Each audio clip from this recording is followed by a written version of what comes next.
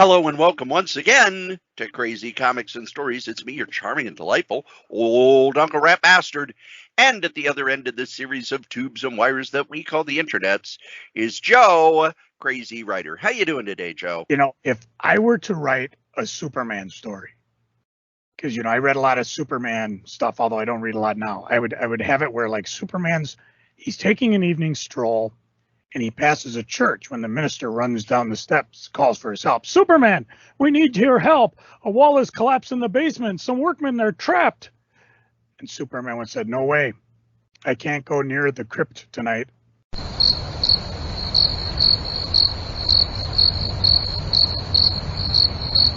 Well, listen, it's that or bitterly complain, because no sooner have we waxed our appreciation for the upcoming ROM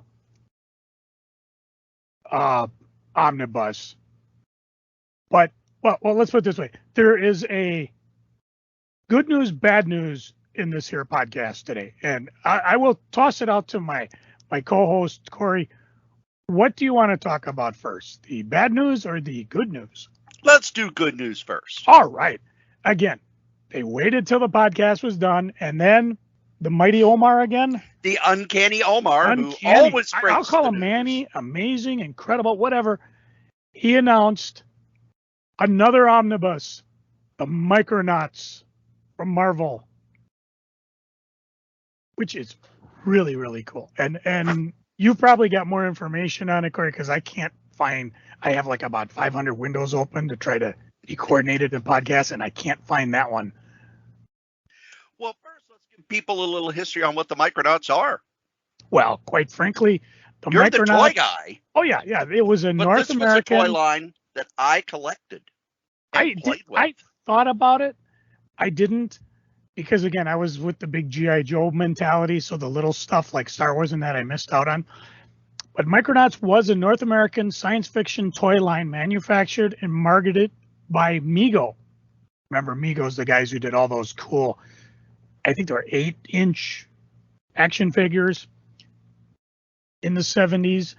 They marketed this in North America from 76 to about 80, based on a license from the Microman toy line, which was created by Japanese-based toy company Takara in 1974, where Mego discontinued the Micronauts line in 1980 prior to the company's bankruptcy and dissolution in 1982. But other companies such as Paradise Toys and Soda, state-of-the-art toys, have attempted to revive the toy line. I actually, when I had Hot Comics St. Paul in the 90s, we had Micronauts come in directly from Japan. The Micronauts toy line was basically 3.7-inch tall action figures, or 9.5 centimeters for our friends overseas. They were known for their high number of articulation points relative to other toys of similar size and scale in the 70s. See Star Wars. The toy line also included vehicles, robots, playsets, accessories. They used interchangeable 5mm connectors and ports that allowed parts to be transferred and connected between different toys. The first ones were released, as I said, in 1974 as part of Takara's smaller version of their popular 8-inch tall Haitian Cyborg, or Transforming Cyborg line. And these were based on Combat Joe figures, which themselves were based on Hasbro's G.I. Joe figures, with their bodies molded in clear plastic, exposing their inner workings. By downscaling their toy size, Takara sought to create a toy line that would offset the sheer cost of producing a full line of plastic figures and related playsets. When Mego got the license, they did 2 releases, and they were just repackaged stuff from Japan. And some of them were things that we will recognize as we get in the comic, like the Biotron, Microtron. Some were Baron Karza and Force Commander. So it was always interesting to see the toy as it appeared in the Micronaut comic.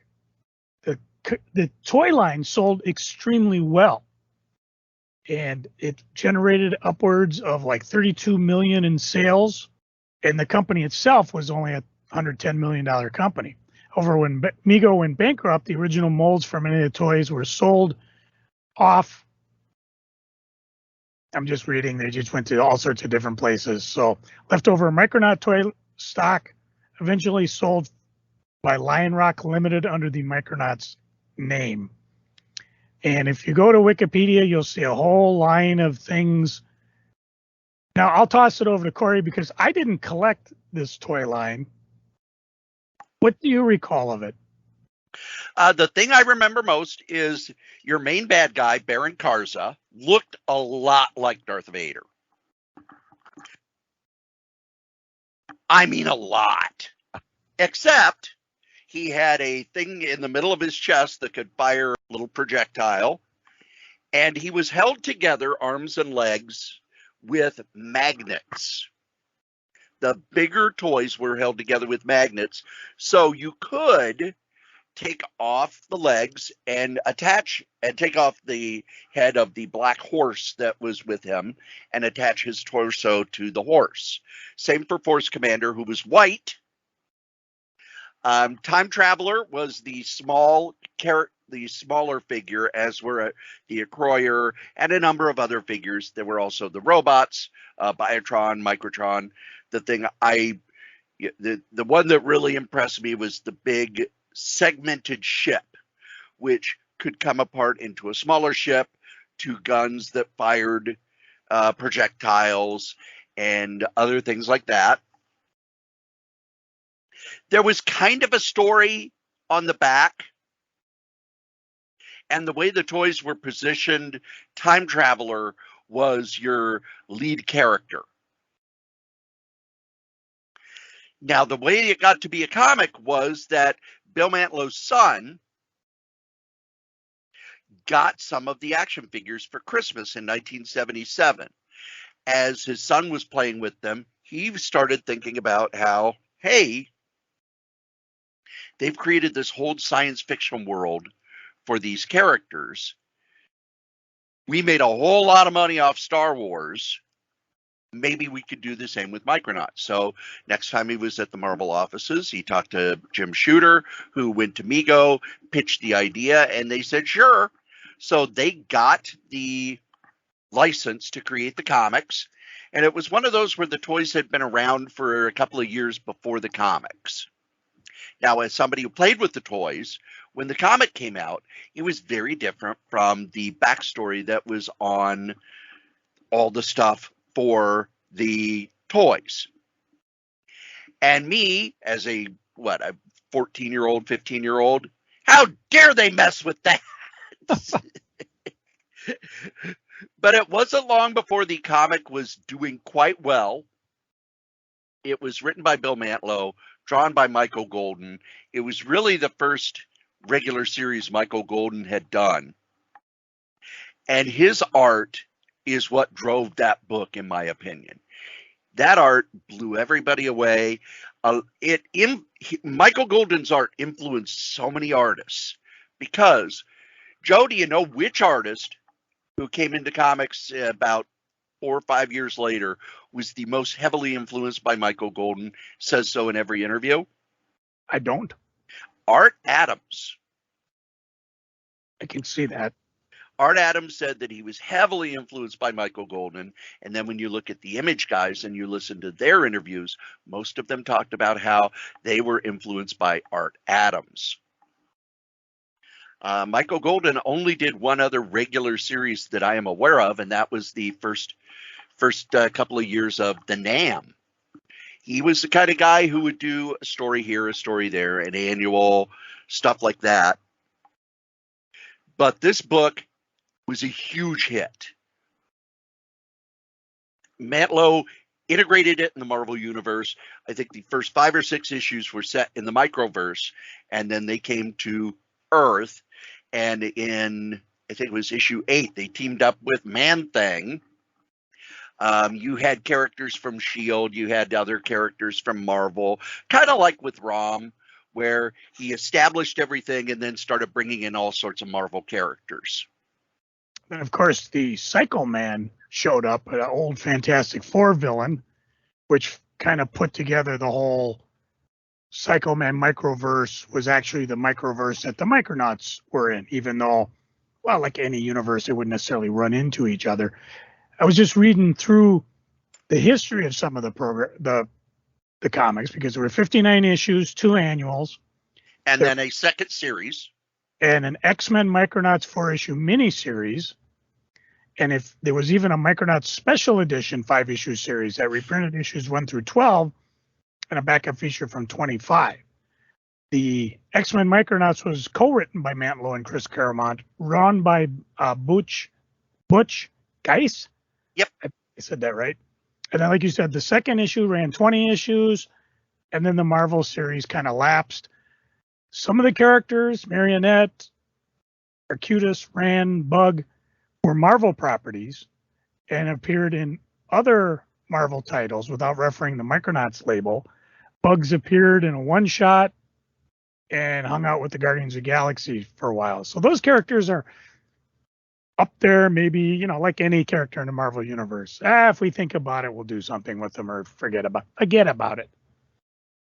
Another thing about the Micronauts comic, because of the Michael Golden art, the next artist who took over was Pat Broderick, who drew a lot like Michael Golden. And I've never asked him if he wanted to draw that way, if he was asked to draw that way, or if it was a lot like what happened with John Romita, who, when John Romita took over Spider-Man, he thought, oh my gosh, if I don't draw like Ditko, I'm going to get fired because people will drop the book. So Romita tried to draw as much like Ditko as he could until Stan said to use his own style. So what happened was that he drew a lot like Michael Golden. And then this was 79, 80, 81. What happened in, I think, 81 or 82, the direct market was growing. Marvel had tested the direct market with the first issue of Dazzler, which had sold 400,000 copies and was available direct market only.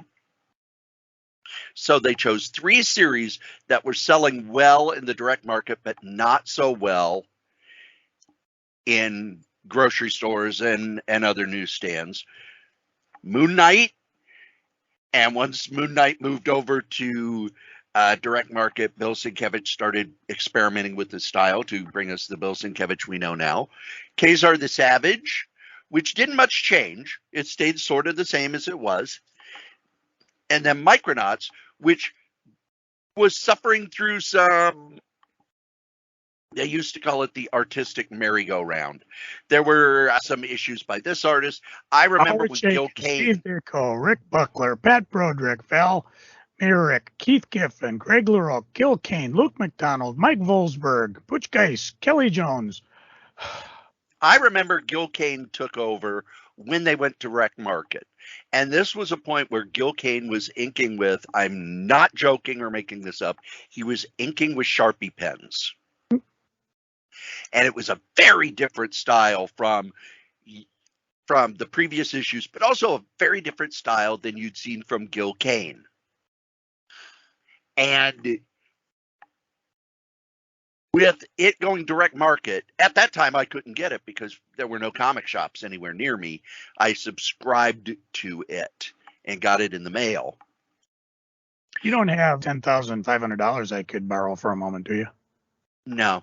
Oh, I'm as I want to do, I'm looking for high prices on the eBay.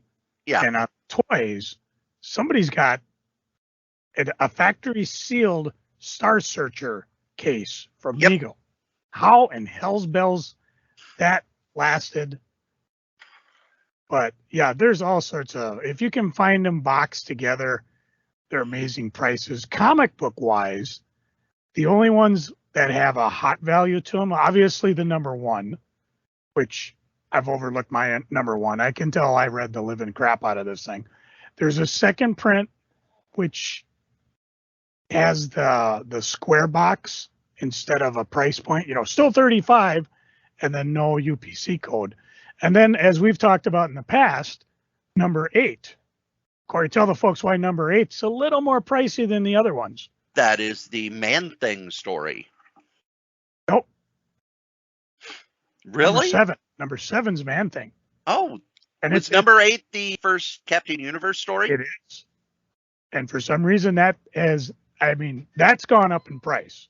The Man-Thing one, which was right before it, number 7, they're all moderately priced. I mean, there's even guys blowing them out at a quarter. The second series doesn't have any heat, but it's just those are the 3 issues that might cost you if you do want to pick it up. If you're, not like Cory and I who have them already, or, we don't want to read them that way. We want to wait for the omnibus. I also want to talk a little about the special edition. The special edition, when Marvel realized how well things were doing in the direct market. Joe, what is the history of Marvel Comics whenever they find a new market? Reprint everything. Flood that market, baby. Got it, baby. So when the direct market started to take off in 82, 83, they would do these, what they called Baxter reprints, which were reprinted on, well, it's the kind of paper that they now use in most comics, especially the omnibuses and things like that. It's a very white paper. It's thicker. The colorists weren't used to it because the colorists were used to newsprint where the ink would sink into the paper. So when they were putting stuff on the Baxter paper, the ink would kind of sit on top of the paper rather than sink in. So those early Baxter comics are like day glow in how bright the colors are in them. But that's what Marvel did. It's okay, we're going to reprint Warlock. We're going to reprint Micronauts. We're going to reprint the Kree Skrull War. We're going to reprint the Jim Steranko Shield in these kind of 48-page Baxter comics. And the Michael Golden art on those just looks beautiful. Utterly beautiful in those. And Micronauts was a big deal in the direct market, but also Michael Golden was a big deal in the direct market. He was a hot artist. Joe, what is the comic that started off as a direct market only book showcasing a Michael Golden story that had been sitting in a drawer for a couple of years? Was it Marvel Fanfare? Yes. Oh, I got it. That was why Marvel Fanfare was created. They had this Michael Golden story that was going to be a Marvel team up, but never saw print. Well, how about one for you? Why is Micronauts 59 a little more expensive than the other books? It's the final issue. Yep. 58 and 59 may cost you a little bit more. I was just kind of sliding down the list looking for the special edition prices, which are moderate. And I noticed 58, 59, yeah. Like everything, no one was probably collecting them, so to find a really nice copy, good luck. Yeah, the sales slid on it. And if you read the issues, you can see that Bill Mantlo was losing interest because there is a decline in quality as well. So they go back to the well for the end of the series with another fight with Baron Garza, who had actually been destroyed earlier in the series.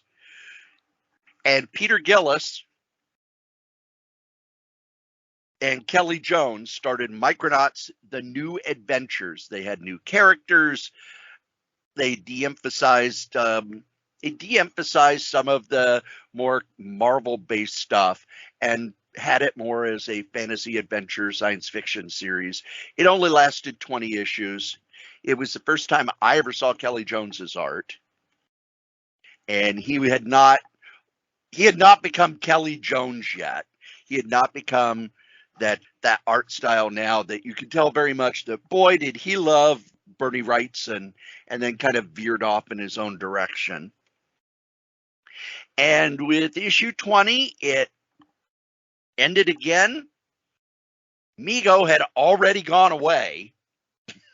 Another comic that outlasted the toy line. And it kind of just faded until the early 2000s when, let's see here, Image was going to do a series. It lasted 11 issues with a 4-issue miniseries, and boy, is it a mess. it's a mess. It's very hard to read. I think I remember really convoluted. Trying to read it. I was all excited for it, and it just I think didn't DDP or Devil's Due? Yep, Devil's Due then picked up the rights because they were going to. They had new characters. Series ran for 3 issues, and sales were pretty bad, so it was canceled with issue 3, even though they'd solicited for more issues after that. Then IDW tried, and again, it came out. No one much cared. It went away. And we all pretty much had thought that the day of the Micronauts was over. You and I had talked about omnibuses that could never be reprinted. Never. And someone at Marvel said, "Oh, yeah? Take that, you smart, crazy guys." So the omnibus the first omnibus is coming out in April of 2024. But I want it now. It will reprint issues 1 through 29, annuals 1 and 2. Both the annuals were drawn by Steve Ditko. And one of our local collectors actually brought the art to one of the MCBA shows. And I just had chills, not because Micronauts, but because it was Steve Ditko. I was like, wow, to have an original like that. Just amazing. But I will have to say, and I bet he bought it from the inker, or the inker sold it to someone who sold it to him, because Ditko never sold any of his original art. Oh, probably. But the other thing I have to say, you misspoke earlier, Cory. Oh, what did I say? Well, you said Kelly Jones' first art was on Micronauts' New Voyages. He did stuff before that? He did issue number 59. Oh, okay. Which could be another driving force as to why. I don't know what Kelly's first art actually was, but that could be a driving force why that one also is going up in price. Because I was just looking down the artist, and he did that one. He done did it, but we won't see that one in a while, because you were saying it's 1 through 25 and the first 2 annuals. 1 through 29. 29. Oh, okay. Yes. I'm trying to see if that stops by a storyline. And then Micronauts, the New Voyages, the way they ended it was that the Micronauts all sacrificed themselves to save the microverse. Yeah, I think somewhere along the line. I don't remember. Which was just a bad story. Yeah, bad. But what did they care? No, we weren't. I was buying it, but nobody else was. So, and you would think, like what happened with the Transformers, when Transformers went into the next generation or second wave or whatever they call themselves, those issues got to be a little more pricey than some of the original Transformer issues, with the exception of like maybe the last 2 years of the regular issue. Same thing. Nobody was buying it. It was just chugging away. Well, there's a big difference, I think, with Micronauts and Transformers, in that Transformers never really faded. There've been Transformers toys and animated series and stuff over the years. Micronauts, with that toy line, it had its run, it ended, the toys got scattered, but it was really rare that they put out Micronauts as a toy line for kids. It's never been used outside of comics. No TV shows, no movies, no animated series, nothing. So there's not the outside demand for it. No, in 2002, I mentioned Paradise Toys, acquired the rights, made a new line of Transformers. I'm sorry, Micronauts. Most were tough to find, because Paradise discovered the manufacturer tooling and molds were not available. So they turned to the Micronauts Microman collector community to donate vintage toys so they could create new molds, which is actually kind of cool. And they had a number of releases. I mentioned State of the Art did it. They had a couple releases in 2005. And the last thing that was released was that Micronauts Classic Collection toy set. It had Galactic Warrior, Pharaoh, Orbital Defender, and then there was that big Revolution line that had a little tiny couple Micronauts in it. But these days I'll pull it out of storage and take pictures of it. That's the one that had the Transformer, had ROM, had Visionaries, a little bit of everybody in it. And that all went away. I Do you have your Micronauts? I remember, I don't know. My parents have moved. So they are cleaning the house out. I don't remember throwing them away or getting rid of them. I just remember not having them after a while. So they may be up in the attic/crawl space. And when they start cleaning that out, I will get a call. Hey, Cory, we found your Micronauts. Ooh. Just like hey, Cory, we found your Lionel train set. Yeah. Oh, what'd you do with it? Throw it out? No.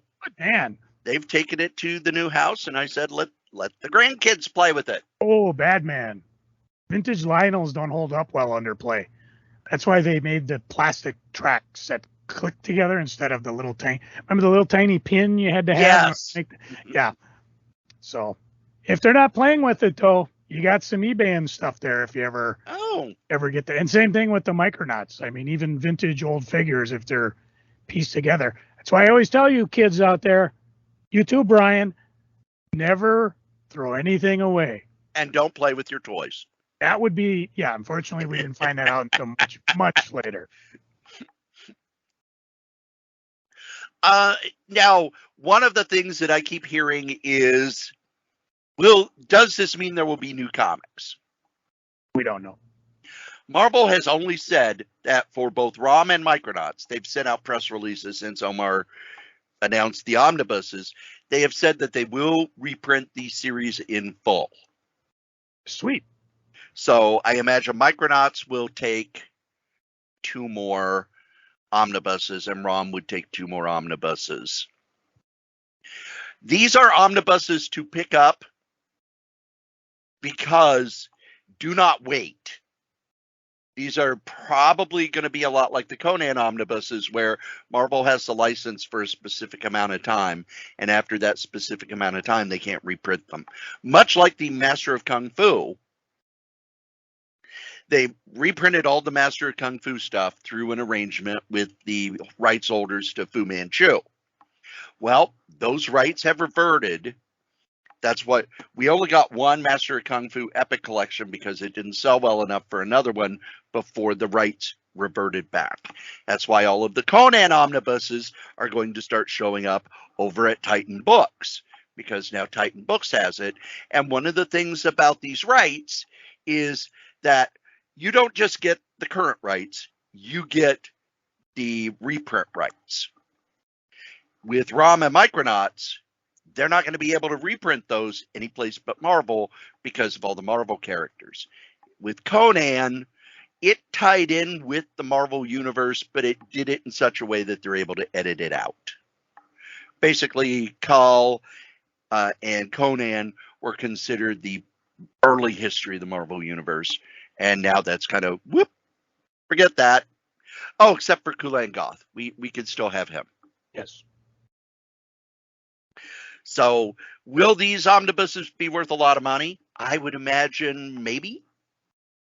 I remember buying the Godzilla Essential thinking, oh man, they're only going to do one printing. This thing's going to be worth a lot of money, and it's not. No more than any other Essential at that time. Kind of surprised they haven't done an omnibus of Godzilla, but give them time. Have they announced any covers yet, or not? Yes, all 4 covers. It will have 4 covers. And I think, no, this one only has 3 covers. Omar showed them. I don't remember. I'm going to be getting the one by Michael Golden. Also, one of the covers is of the first issue. Joe, who drew the cover of the first issue? That's a good question. I would say Bill Mantlo. No, I'd say Cockrum and Milgram. Yep. Dave Cockrum was one of the go-to guys for covers back in 77, 78, 79. If you look, you'll see a lot of covers by Cockrum and Kirby. The Gil Kane covers had decreased. And there are a number of rumors as to why. We have discussed those rumors in the past. I don't think we need to dig up that grave again. But there you go. That is what's going on. Now, I'm kind of surprised that we have not gotten the two other Hasbro licenses that Marvel had, because they've got two of the smaller licenses from Hasbro. I would not be shocked at all if we got a G.I. Joe and a Transformers Omnibus series, because it's probably all in the same negotiations. I was going to mention something I found interesting, because I found an old Titan reprint of the original Transformers, and they got to use Spider-Man. Was that a British only? I don't know, because I picked it up from a U.S. dealer, but it was Titan books as opposed to Titan comics, so it's possible it was originally only supposed to be overseas. Because I know that there were some reprints of stuff. Panini was reprinting stuff from Marvel, and Titan Books has reprinted the Marvel Doctor Who stuff over in England. Oddly enough, that stuff's never been reprinted here in the U.S. since the original comic. And that comic lasted, 20 some issues, if I remember right. Wait, which one? The Doctor Who comic. Oh, yeah. Kind of surprised nobody's started to make some grumblings about getting that reprinted, even though it was just reprints of the British Marvel stuff from Doctor Who magazine. Also, a lot of the current Doctor Who fandom doesn't much care about the stuff before the reboot. Which is a shame. Yes, it was dirt cheap. It was a very different format, but it's still entertaining. So, Joe, we got big news this week as well. I think it's bad news, but go ahead, tell the people. I'm still a little verklempt. We have had more shakeups with the distribution, as Image has signed with Lunar Distribution. Now, one of the things it says on The Beat, comicsbeat.com, is after months of rumors, Image Comics has announced they will be moving to Lunar Distribution for their direct market sales. Image was previously at Diamond and was their biggest account after the departure of Marvel and DC. The move will be effective starting in September. Diamond Books will remain Image's bookstore distributor. In addition, Diamond will act as a wholesaler, purchasing the books from Lunar, much like they do for Marvel and some of the other smaller publishers that are with Lunar. So retailers who wish to do so can still purchase their Image comics and graphic novels from Diamond. Diamond does this for Marvel, IDW, and Dark Horse as well. This also probably means that Image will be moving into the back portion of the Diamond catalog, but it will still be in the Diamond catalog. The press release from Diamond was, "We would like to thank Image for the past 30 years of blah, blah, blah, blah, blah." At Emerald City this year, Image executives, including Eric Stevenson, Mark Packinson, and Alex Koss, were seen at the Lunar Breakfast, and it was no secret that they had been in meetings with Lunar's team for a long time. According to some insiders, some of Image's board remained loyal to Diamond, even though their infrastructure was considered slow to react to new market forces. There's all sorts of PR if you go over to the Comics Beat.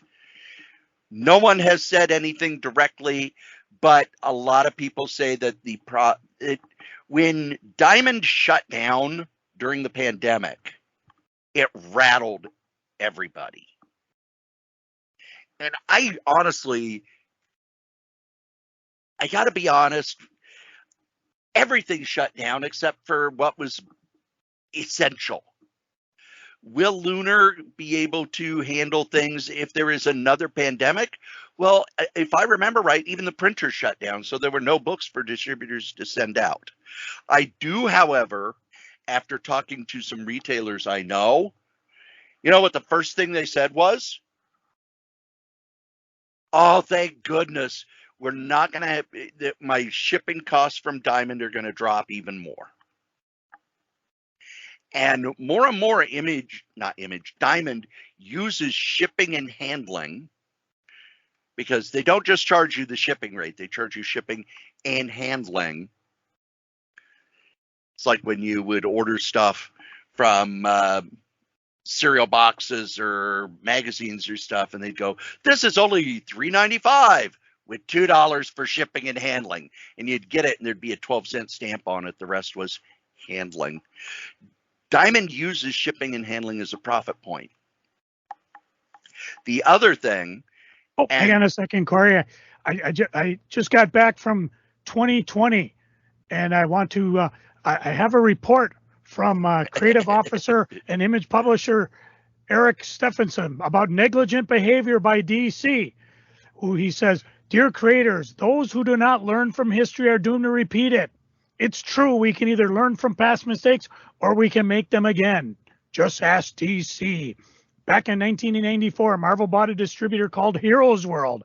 At the time, there were multiple distributors. Marvel bought. Oh, Marvel bought them, yep. But there were multiple distributors, Diamond Comics distributors, Capital City distributors being the largest. So Marvel bought Heroes World and announced they would distribute exclusively through that one outfit. DC's response was to sign an exclusive with Diamond. That prompted Archie, Dark Horse, and Image to negotiate with both Diamond and Capital for exclusives. Diamond made the better offer. Years later, Heroes World went out of business, and Marvel returned to Diamond. Why Diamond? Well, Diamond was the only distributor left by that point. And lest we forget, Marvel was in bankruptcy at the time. So here we are in 2020. The world's somewhat approaching in worse shape as it's ever been, and DC has forgotten its bit of comic history and chosen this moment to leave Diamond. You no doubt read their statement about how this move was intended to strengthen the marketplace. Pardon the profanity, but that's bullshit. This is a hasty, sociopathic decision made by people who do not care about the long-term welfare of our marketplace, let alone about comics. I'm not going to read the rest of what Eric said, but boy, oh boy, the irony is just, you should see my shirt. It just ironed itself with his irony. Oh. I'm going to make a couple business points as somebody who's been working for major corporations his entire adult life. Number one, things change. What was true in 2020 may not be true in 2023. Joe, in 2020, Barbara Walters was still alive. Well, there were 7 big publishing companies in books. Now we're down to 5, and 2 of them tried to merge. With comics, in 2020, it's a vastly different world. Lunar had not distributed any comics. I'm going to go to what Eric Larson, Chief Financial Officer, said. This change was made because of the benefits to readers and retailers who are our real customers. There are services Lunar will provide that will make it easier for stores to buy our titles, for fans to find our books. We hope this new partnership is as strong and long-lasting as the previous one. I imagine what has happened is, because remember, DC went to 2 places and said, we want you to distribute the books. One of them dropped out, Lunar continued, and most people who complained about Lunar at the beginning now talk very fondly about it, just like how when Penguin took over distributing a Marvel, first couple months there were growing pains and the books came damaged. Well, now nobody's got those growing pains, and they don't pay for shipping at all. Lunar is focused on comics. Diamond has shifted. This is something that's not talked about by comic fans or retailers that much. After losing Marvel and DC, Diamond shifted over to games, and games are their number one source of funding now. I think, what is the name of the company? Archeron Games? Hold on, let me take a look here. Heidi McDonald has a really nice article on this. Alliance Games. Mm-hmm. At the Retailer Summit in October, Diamond was emphasizing other business units besides periodical comics. They talked about games, toys, collectibles, Diamond book distribution. I was told Diamond actually makes a better margin from sub-distributing comics rather than being the primary distributor. That's that shipping and handling. Many comic shops prefer to do business with Diamond, so the sub-distribution game is not a losing one for them. Steve Geppi is a good businessman. When he stepped away from Diamond, a new management team made a lot of bad calls. He returned. Things improved. This does not mean smooth sailing. I've been hearing for years that Image was leaving Diamond, but usually the rumor was that they were going to Penguin Random House. So when Heidi McDonald has heard something for a long time, it means Image has not been happy with Diamond. And while Diamond does do some stuff, they're not promoting comics other than Free Comic Book Day. And Free Comic Book Day, I don't know how to break this to everybody, is a profit point for Diamond. Those free comics, the shops are paying for them. The shops pay a lot of extra shipping and handling. The publishers pay to get them printed. Now you read Brian Hibbs' articles. Yes. He brings up an interesting point. He says the problem is with Diamond's shipping and handling, the books that remain at Diamond are not necessarily profitable enough for him to actually carry. And think about that. That's, say, Marvel, DC, Image. So he contends that by ordering and I see this a little bit on when I order things through Discount Comic Book Service. It used to get like 50% off most Marvels, at least 40. It's dropped to 35. And DC's time, there's some independents I get a better discount on than I do Marvel Comics. And I'm just buying it through Discount Comic Book Service. Brian has two concerns, and I have one as well. The first one is that he's just not making enough money to make it worthwhile to carry those other comics, which isn't a good sign for the comic industry. And he still contends he doesn't like the idea that he has to give his money to a competing online retailer. Yeah, granted, it's probably a different division of the overall company. But Lunar and Discount Comic Book Service are essentially the same company. Different divisions, maybe. He doesn't like the idea that he's giving this, and other retailers have chimed in as well. Not only are you giving them money, but also they will have valuable sales data that nobody shares with anybody else. So if they wanted to do anything nefarious, there would be a tough row to prove they're doing it, but by the time you did, it would be too late. So there's a little bit of paranoia out there because of that. Before I get to my beef, I just wondered what you thought of that type of, what you would think about that concern, because to me, that's very understandable. It's understandable, but it ignores both history and contracts. If you look at the early distribution, most early distributions, most early direct marketers were shops. Phil Suling had a comic shop. That's why he wanted this stuff direct. But not a national internet company that's already fighting. No, but if you want a discount, you go to Discount Comic Book Service. A lot of times they have discounts that a brick and mortar store just cannot meet. So Phil Suling had ads and a mail order subscription service. Pacific Comics, ads and a mail order subscription service. Pacific Comics were a publisher, a shop, and a distribution service. Same for Last Gasp. Same for Friendly Franks. The problem is there was no internet back then. Right. If you wanted to go to Last Gasp, you had, and again, I did this through Mile High Comics when I was buying comics. You had to actually first find them somehow, and second of all, physically do an actual order. Nowadays with the interwebs, it's a very, very different ball game. It's a different ball game, but it wasn't hard to find them because there were ads in Marvel Comics. I will also say, now this also will delve into my concern. Whereas Image, and again, if I'm wrong on this will totally destroy what I'm bitching about. Image says, oh yeah, and we're not going to have a physical catalog to advertise their books. They're just going to go all digital. No, they're going to be in Diamond previews. They're just going to be moved back to where Dark Horse and IDW are. Because remember, Diamond is a sub-distributor. And that's not what I read. So again, if they have clarified that. Okay, they good. Have clarified that. But again, that's a spectacularly bad idea, Image.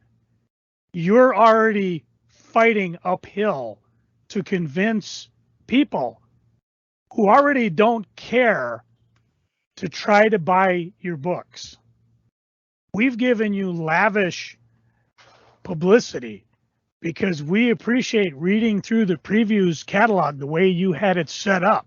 And we've given you kudos because you've given pages of art for us to peek at. And you've actually put on the top, this is suspense horror, this is video game based. And you do little blurbs that explain, yeah, if you like, I don't know, Daredevil, Golden Age, you'll like this too. Or for friends of Something is Killing the Children, this is X-Files, this is right up your alley. If you're just going to go to little teeny tiny black and white blurbs like IDW, like Dark Horse, you're really going to have a tough time capturing the audience of anybody. Now, granted, when I made this concern online, most of the people online were like, but I don't read previews. I do all my ordering digitally anyways. And I think of all the things Cory and I don't agree on is digital comics. I'm kind of sort of maybe moving my way there just because I'm getting to the point like I do with DVDs. I just want to watch it. With comics, I want to read it. I don't necessarily need to own it if I just want to read it. Hence, I might move to Marvel Unlimited. But I don't see how you're going to have a vast, creatively diverse company like like Image. And unless you have that special physical section, and again, maybe it'll be like Fantagraphics. It depends on what they want to pay for. Yeah, and I can't see us, as in you and I, Cory, getting all excited about all these number ones that Image throws out at us. We've already complained that a lot of times we don't want to jump onto a series because we have no idea if it's going to go anywhere. Hence in point of series I much enjoyed, Copperhead, which left on a cliffhanger and as far as I know is never going to be finished. And we got tons. We could do a whole podcast on comic books that were started and never finished. I think somebody else has a website on that. So my contention is, I think it's foolish if Image, and again, they might not be able to because they're not set up like Marvel DC, not to have an actual catalog pushing all their stuff. Either, well, maybe not part of Image, part of Previews catalog, maybe like the Image First that they did for a while. That's my concern. Because I've already said it, my DC orders dropped significantly when there was no DC catalog. And they've only now begun to get bumped up again. I am going to make my prediction, and this is based on absolutely nothing. More and more publishers are going to go over to Lunar because Diamond just doesn't care about comics anymore. When they have their retailer meetings, comics are an afterthought. They're pushing games. Why? They make more money on games. Without Marvel and DC are about 75% of the market. Image is another 10 to 15%. Everybody else runs between 5% and 2%. Diamond has when Diamond kind of took over the comics distribution, they milked everybody. Yes, they did some really good things. They kept some comic shops afloat. They gave kind of loans, but they also hooked up that market to the milking machine. And, oh, you want to be listed in Diamond? First, we have to approve you. Then you have to pay. Oh, you want something more than a postage stamp size solicitation? You got to pay. You want us to interview your creator? We got to pay. You got to pay. And on and on and on and on and on. Then you even talked about this. I remember when you started getting your Diamond stuff, you told people I may have to cut the discount because they're charging me shipping and handling, and it's much more than I thought it would be. Oh, yeah. Brian Hibbs talks about how some of his Diamond shipments, the shipping and handling eats any profit he would get from selling the books at full price.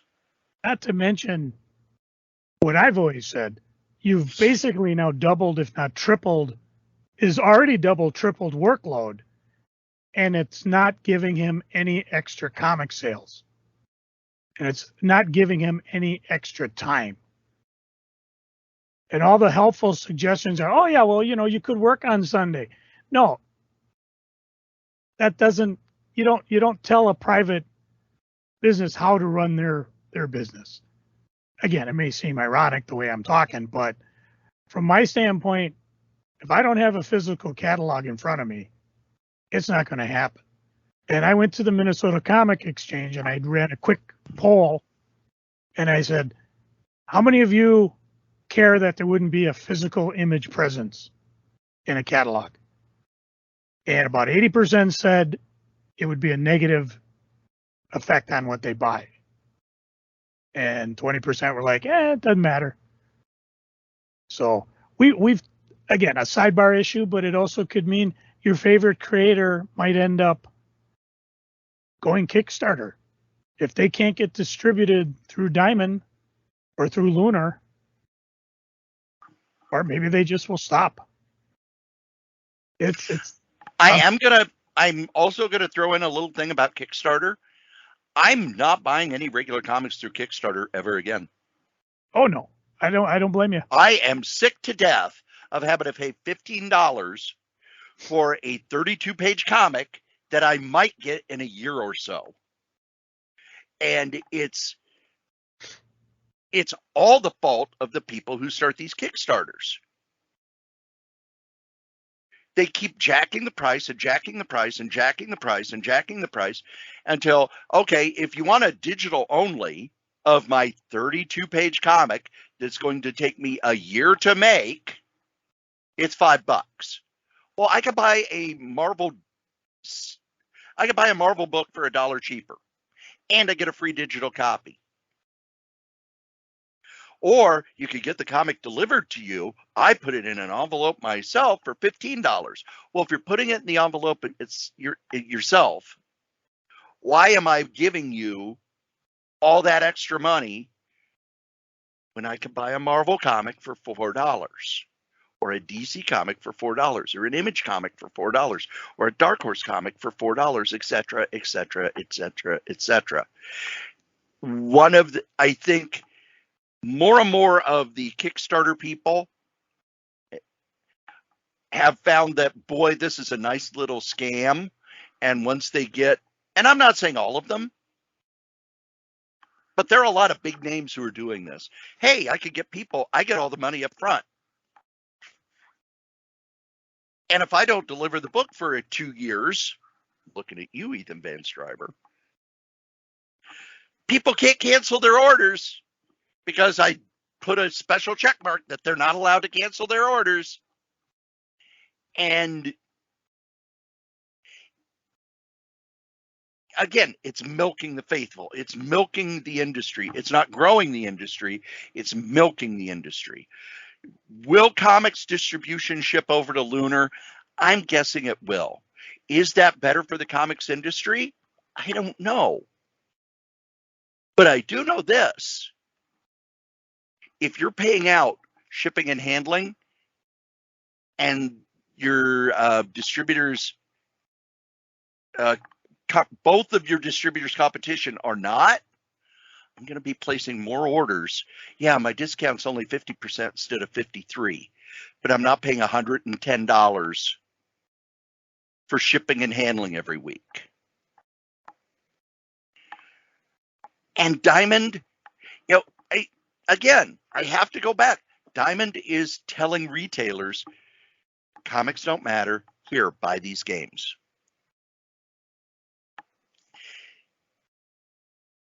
How much of this is stuff behind the scenes that we don't know? I would imagine quite a bit. We've heard the big thing, DC was mad about the shutdown during the pandemic, but how much of it was other things? Because remember, when DC went to Diamond, all the terms changed. Before the big distributor shakeup in 94, 95, and 96, the distributor bought the books and then sold them to the shops. After that shakeup with DC, Diamond never owned anything. DC owned them. It got nuts. Yeah, I mean, there were DC so owned many them windows and to sent jump them through. over. You buy this, and you got to buy more this month to get this discount or to get this special book, and yada yada yada. Ugh. But at no point did Diamond ever own those books. It used to be the distributor bought the books from the company. Instead, the distributor was just the funnel through which things went through. And how much behind the scenes was once Diamond got control of the industry? And let's be honest, Joe, we've heard for 30 years, once Diamond got control of the industry, they were a monopoly and they knew it. How much of it was DC saying, you know what? We're tired of you being the 800-pound gorilla. You need competition.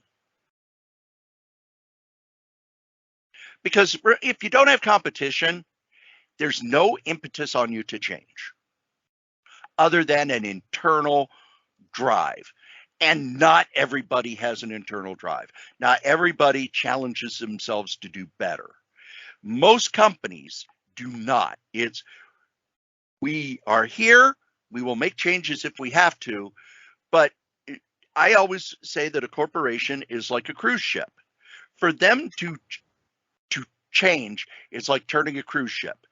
It's going to take a long time before you even notice that they've turned. And for them to complete the turn, it takes a long, long time. The industry has shifted. What people are buying has shifted. Diamond did not change much of anything over the last 20 years in how they do things. So I think we're going to see some major change over the next 3-4 years. And for all the doomsayers who say that, oh, this is the end of comics, comics have outlasted all the doomsayers since 1971, when people at DC were like, well, we won't be publishing comics within 3 years.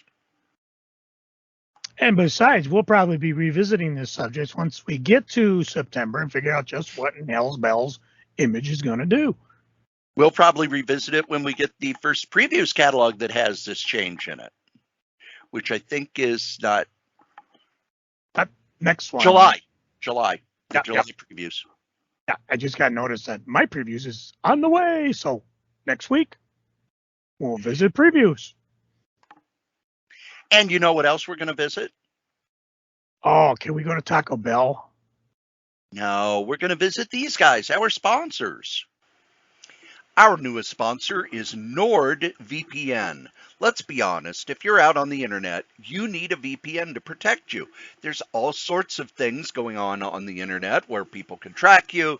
You could accidentally download a keylogger, all sorts of things. NordVPN gives the best security possible. It has a password manager which generates complex passwords, syncs across all your devices, stores your notes and credit card information. It also gives you 10 gigabytes of private cloud storage, secure files. It backs up your data automatically. But the main thing it gives you is peace of mind. It gives you peace of mind when you're out on the internet, when you're streaming, when you're playing games, when you're listening to podcasts like this one. It gives you safety anywhere at any time. It protects your online activity. You get full access to all content. And if you use the link go.nordvpn.net sh3ku, it'll take you to where you can get a great deal for a 1-month plan, a 2-year plan, a 1-year plan. They are our newest sponsor. We're happy to have them. And if you would like to sponsor something here at any of the podcasts on the Solitaire Rose Network, you can. Just email me, solitairerosenetwork@gmail.com. Thanks. And then we're going to visit all these other podcasts I do. The Solitaire Rose Radio Network is currently on a pause, basically because COVID-19 has made it so that I have to work a lot of extra hours at both jobs. But you can still go and listen to my other podcasts. Now, you're probably listening to Crazy Comics and Stories, which is the main podcast. But on this same feed, KRAYZCOMIX, is Solitaire Rose Radio, the solo radio podcast that I do. I've done interviews, I've done short stories, I've done all sorts of things, and you can get to it right here on this same feed. I also do a podcast called Novelcast, where I take the novels I've written and turn them into free audiobooks. That's over at novels.solitairerose.com. Dangerous Dan Moore and I, and of course Wolfie B. Bad, give you bad advice over at badadvice.solitairerose.com. You send in your questions, and we give you the aforementioned bad advice. And then myself and Adam Vermillion from For the Love of Comics do the Fantastic Forecast at fantasticforecast.solitairerose.com, where we go through the issues of the Fantastic Four, 4 issues at a time, to give the plot and commentary on each issue. That's not all. Yes, I'm crazy. I still, over at pwinsiderelite.com, every week on Wednesday, do a recap of the latest episode of AEW Dynamite. I write up what happened, and then myself and Anthony Pyrus will do an audio. Now, you can only listen to the audio if you're a member at pwinsiderelite.com, and if you're a wrestling fan, you should be, where we then break down the episode, talk about what we liked, what we didn't like, give it a grade, and let you know if you should have watched that episode. Those are the other podcasts here at the Solitaire Rose Radio Network. Thanks. And now we're going to visit old comics, Joe. Hey, retro review. Do you have a retro review for us? Well, of course I do. You want to know why I knew how fast Who Done did the Micronauts #1 cover? Because that's my retro review for today. I dug out my collection and dug out my... Ooh, it's a little ranky. I may have to change the bags on this thing. But yeah, right there you got... They came from inner space, the Micronauts. Fantastic first issue. And in the corner by the UPC code Cockrum and Milgram. So you open it up on page 1, you could get the amazing Energized Spider-Man from Remco. Again, this is 1978. So this is something, it looks like he doesn't move. His articulation is glib. But one hand, which is above his arm, you can use him to lift and pull because he has an energized web that actually pulls and lifts objects. He also has a light in his right hand, which is down by his knee, so you can throw his spider light. And then, of course, you can power his spider copter. Again, these are probably real collector toys now because they sucked when they came out. Oh, there's an energized Green Goblin, but they only show a drawing of that, not the actual toy. Page 1. Stan Lee presents Micronauts. Bill Mantlo writing, Michael Golden storyteller, artist. So apparently they were together on this. Joseph Rubinstein embellisher, Al Milgram editor, Jim Shooter editor-in-chief. Chapter 1, Homeworld, beginning a microcosmic news series in the mighty Marvel tradition. And I'm just looking through the little Inca down below. Let's see, Marvel Comics was a division of Candace Industry at the time. Micronauts were copyright the Mego Corporation.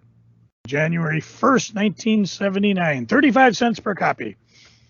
So basically it starts where people are on horseback running away from things flying. And if you're a toy person, you'll recognize those flying figures as Acroyers. Everything's very much like the toys, very open, and you can look at things. The big guns have the little tiny red soft things on them. You know, you put the spring load in there, you press a button, they go flying. So basically we find out that they are, well, they must be revolutionaries, because as rebellion, it is not a very lovely world. The elite of Homeworld have been overthrown not by a small body of insurgents, but by an entire world that has turned upon its hereditary rulers. And they're caught in a crossfire. Acroyers and robots and things fire and kill people. However, Prince Argon, he got away. And underground, we see as they're slipping through in dark shadows. And again, Michael Golden's art is a joy to behold. It is so detailed. It's just wonderful. I can't wait for this omnibus to come out.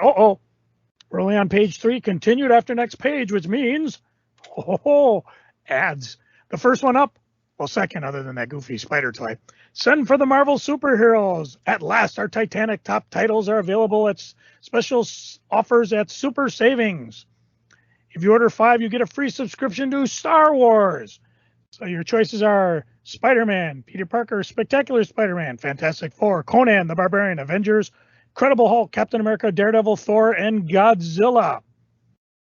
I didn't do it, nor did I do across from it, is 1979 heralds a new year of Marvel greatness. There's Marvel greatest superhero battles. There's Marvel mazes. There's 2 calendars. There's a pinup book.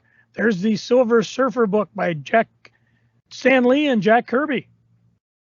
Incredible Hulk book. Across the bottom, How to Draw Comics the Marvel Way. Sons of Origin. The Mighty Marvel Fun Book, Best of Spidey. And excuse me while I put my peepers on, because these are very, very small price. Let's see. Anywhere from $6.95, you can get a paper edition or a cloth edition. Cloth edition seems to be a little bit more. Send it to Simon and Schuster. So apparently they're the ones that are busy doing this. Back to the story. Let's see. We get a first appearance of Microtron, who's hanging out with Marionette. And they mention Barakarza had made our citizens a more concrete offer, the assurance of immortality. An eternity spent in subservience to Karza and his perverted science, that is not what I call living, Argon. And then Princess Mari gasps as an ethereal figure springs to light behind her brother. A time traveler here? You've summoned the Enigma Force. You would not have called such a power into play, and says, no. And as she and Micronauts disappear, they're starting to press, elevating the cruiser's guns. The wall explodes. All the rebels die except for Prince Argon. And somebody goes, it is Prince Argon, Baron Karza, he lives. Such was my order, Satan. To spare an enemy is not the way of your war, your eminence. Conquest, Satan, I guess, is not always achieved by slaughter. Take him to the body banks. And here's Baron Karza in his horse form. And later we'll find out the warrior next to him is actually a brother of, I don't want to get too far ahead, because the next page is one of those super micro ad things where you could buy and sell comics, you could buy fly rockets, you could learn law enforcement at your home, you get a rattlesnake belt buckle. The next page is from the Fun Factory, where you can get joy buzzers, 10-in-1 scopes, secret book safes.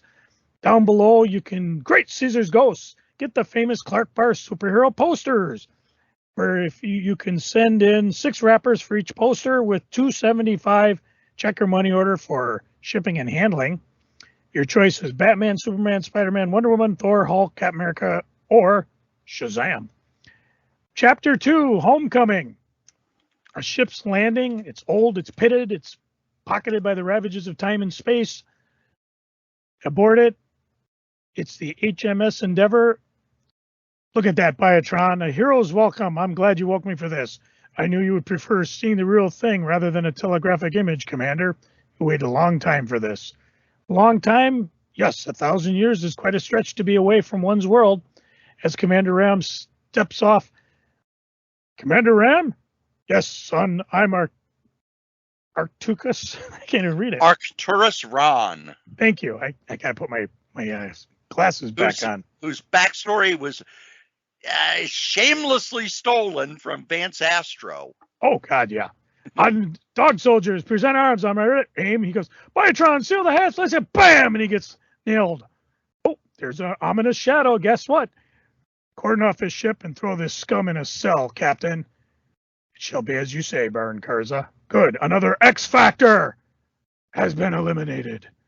Not the X Factor we'll know and love later. As Commander Rand wakes up in the prison, a bunch of, ad time.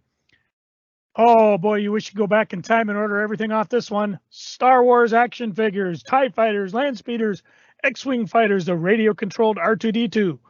Stand-up posters, pendants, plushes, rings, a 1979 calendar. You send this to Heroes World distributor. How about that? Across from it's a good ad for Blammo, soft and sugar-free bubblegum. Soft, juicy chunks, great taste, no sugar to harm your teeth. Okay with moms of the world. It's fun for everyone. Oh, meanwhile, back in the dungeon, Rand's being circled by various prisoners. What you're jokingly referred to as the pleasure pits. Aye, and the joke's on you, but who have we thanked for this pink skin addition to our dinner? All of a sudden we hear tick. Up we go, Commander, as he's lifted up and slam! I'm sorry, SVAM, exclamation point. You'll have to pardon my friend. He so rarely gets to exercise his strength. The scum will draw him to the far side of the cell, Bug. Let the Commander down. It's an Acroyer and an Insectivoid. How? And this is where Rand discovers that although his ship discovered them 700 years ago, faster than light drive was invented. Therefore, that's what allowed the microverse to break into war with Baron Karza and his dog soldiers, subjugating all alien races. And Rand's actually like, Baron Karza? Dr. Karza, the Academy of Science? But he was my professor 1,000 years ago. If what you say is true, my entire trip was a waste. Meanwhile, outside, we see Micronaut with a lovely marionette dancing. Some act, huh? Move along there, people. I wish Karza would market that model. You mean the girl or the robot? Bug, is that crowd saying that girl's a robot? Yep, she sure got them, fool. While she's... As ever, you talk too much, little one. But Commander Rand, she must be real. She's beautiful. Chapter 3, with no interruptions. So here we are. It's the next day. The great games are about to begin. It's been almost 24 zats since your insurrection, Karza, and you still enjoy unswerving loyalty of the rabble. Why shouldn't they, Prince Sartan? And all uncertainty has been expunged from the homeworld. People realize that thanks to my body banks, life will go on and on. Then some robed figure in green says, the Baron is right. The people have what they want. Immortality, perfect health, a religion that answers any worrisome questions, and an endless program of entertainments. This is pretty heady stuff. We're only on page 17. The girl is there. Bug is like, this isn't a good sign, Commander. The girl should have been near the gate. Karza troops have been herding her in with us. What are you talking about, Bug? Oh, I forgot. A courier stopped me from telling you last night. We had to check in you, of course. That show doll, marionette, is Princess Mari. She's with the underground. Before anything else, bring on the death tank. And the death tank comes rumbling in. Oh, looks like there's been a change of plan. Oh, ad time. Just when you thought the waters were safe again. Jaws 2. This is Rick Marscal, Gene Colan, and Tom Palmer presents the tension-filled Marvel Comics version of the year's most thrilling motion picture. 56 pages of drama, humor, and high adventure brought to you in full spectrum color. reproduced directly from Palmer's hand-painted originals. On sale soon. And in case you were broke, down below is an ad for Grit. You can make $2, $5, $10 or more week after week. Now comes the most interesting page of all. Meet the Micronauts. And this was basically a godsend for me, because if you were confused by what the hell is going on and who's who, this pretty much clears everything up.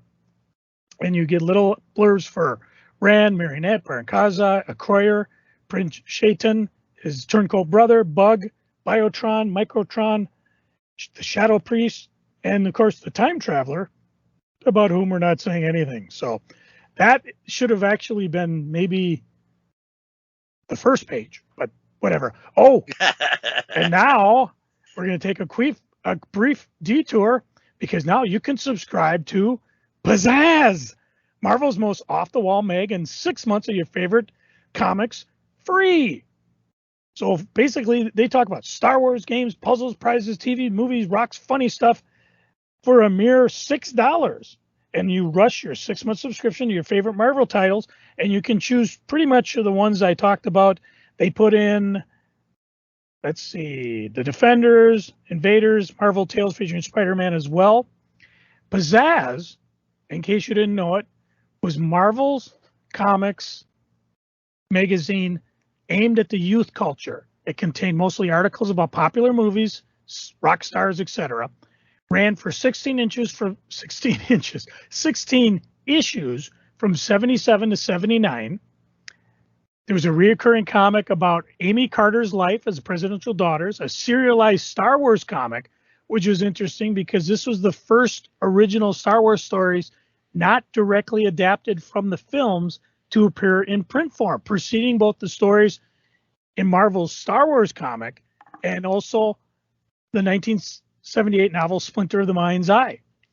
They also, topics were mentioned, I mentioned Star Wars, Grease, Meatloaf, the movie Sgt. Pepper Lonely Hearts Club Band, Battlestar Galactica. Prices on this vary depending on the condition of the mag, but I mean, you're talking anywhere from a $20 upwards to $200. People are starting to slab these things, which I think is kind of sad, but you should have subscribed. And I actually bought those when I was a kid. It was pretty much a Dynamite knockoff. Yeah, that's probably why I didn't buy it, because I remember buying a few, and it's kind of funny to see a Marvel magazine with Superman, Christopher Reeve on the cover. Next page is an ad for Crossman airgun. Pick up a Crossman. You won't believe it's an air gun. Basically, it was basically a BB gun. So back then, kids didn't put their eyes out with it. Nowadays, back to the action as the death tank blows up the first realm and rolls through all who stand in his path. Let's see. Bug goes up and through a carefully packaged bomb ends up exploding the tank.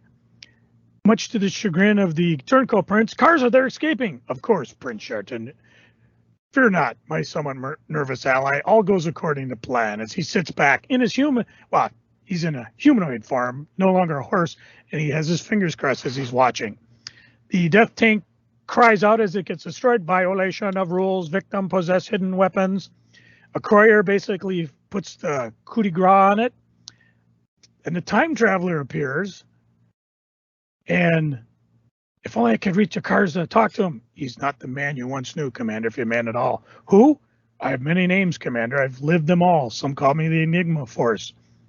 But you shall know me as Time Traveler. Continued after next page. Here's another page full of little tiny ads. Let's see. You can buy Tonka banana stamps, get free 1 million in cash. Buy Comics Below guide across from it. From Whoppers Real Malted Milk Candy, you can get a safety wing from Europe for only $1.75 plus 9 cents sales tax if you're in Illinois. Sorry, Cory. It's an owl eye reflector that shines red behind you, white in front, and apparently goes on your pedals and goes up and down. Back to the action. Things are exploding. Cars of your subjects are dying. Nonsense. As long as the cell remains intact, I can reconstruct a lot of them. And they'll sing praises to my shadow priests. Mayhap, but all your science is yet to find methods of regenerating my people, the Akroyers, and they're coming in for a fight. As Rand, Bug, Marionette, and Akroyer start to escape, there's a couple fights while We are attacked from above by my turncoat cousins. You, dog, I have a message for that traitor prince you serve. Tell him there's a blood feud between us, and I will have his head. And then, this is blood feud, shadow priests, Croyers, and then Marionette, as she's watching, goes, Dallin and Septus, get aboard. They're swarming all over us. And Rand says, what? What did you say? Kars' dog soldiers there. No, those names. Dallin and Septus were the first to defy Kars almost 1,000 years ago. They paid for their folly by the body banks. Since then they have been deified. They are symbols of the resistance. Rand's, by all that's holy, they were my parents. Now comes bullpen bulletins. And it's really interesting. I read through it because I had time.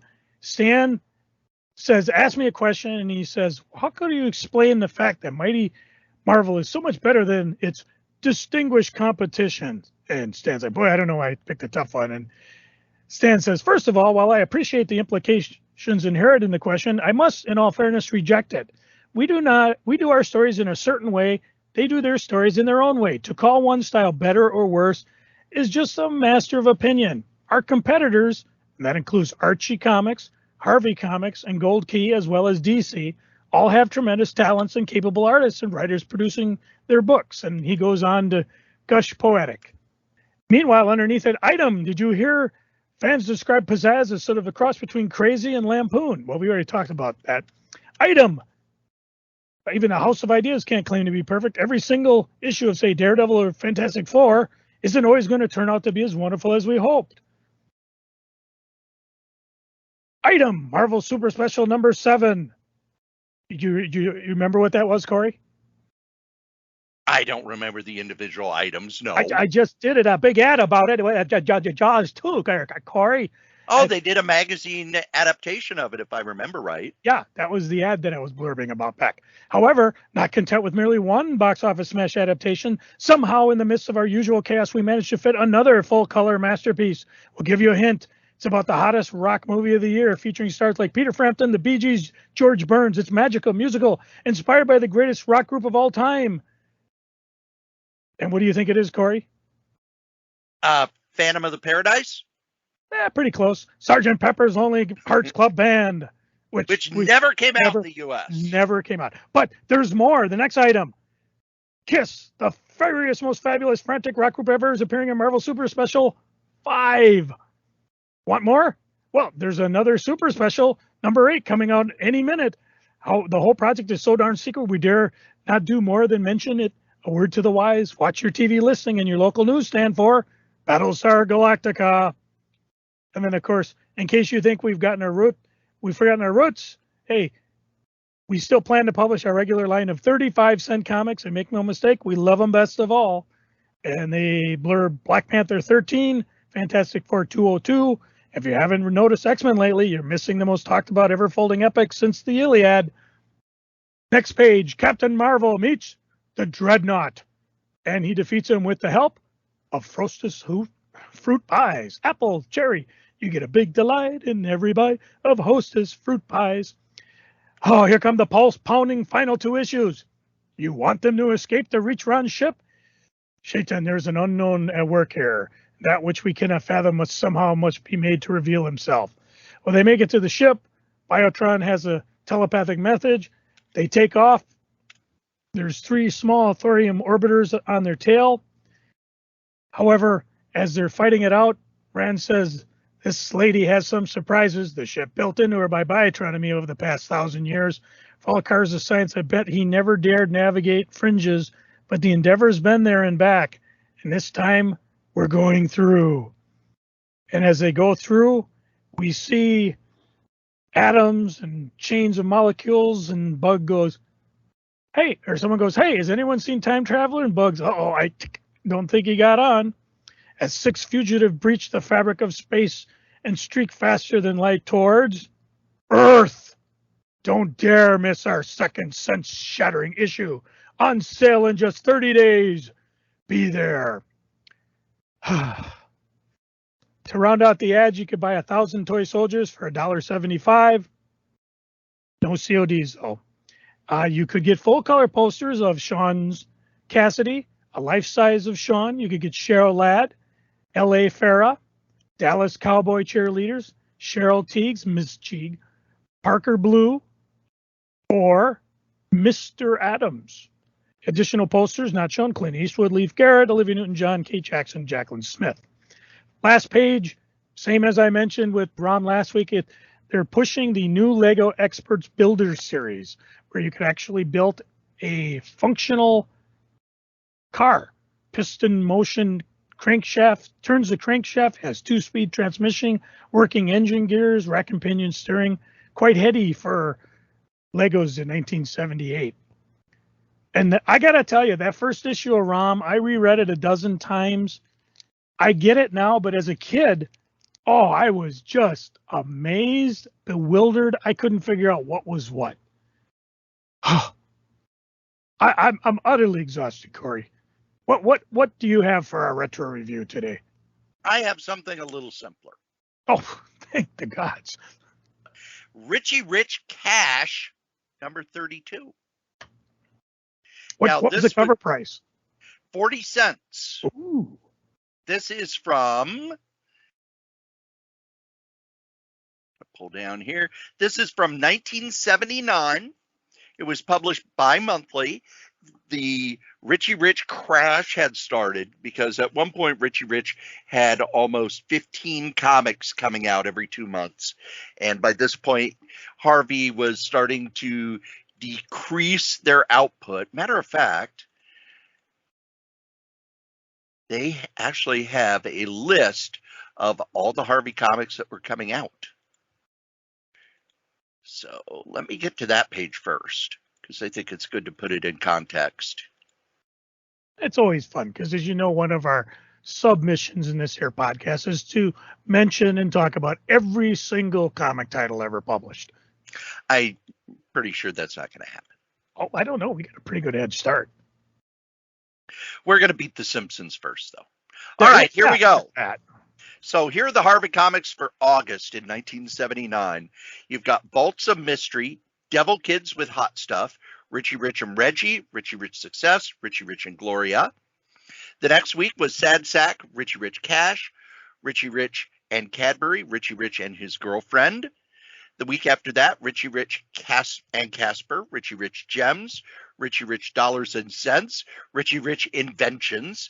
And then the final week of the month, Richie Rich, the Poor Little Rich Boy, Richie Rich Money World, and Richie Rich Gold and Silver.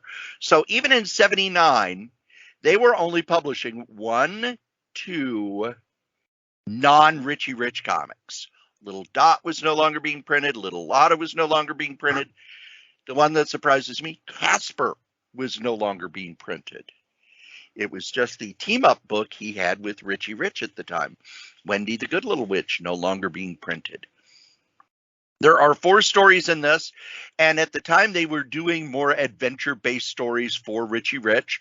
So the first story is about Irna, who is Richie Rich's robot maid, and he has built a robot suit to wear in the school play, and the story is about him showing off the robot suit to Irna, but then some criminals think that they are both robots, so they try to kidnap them both.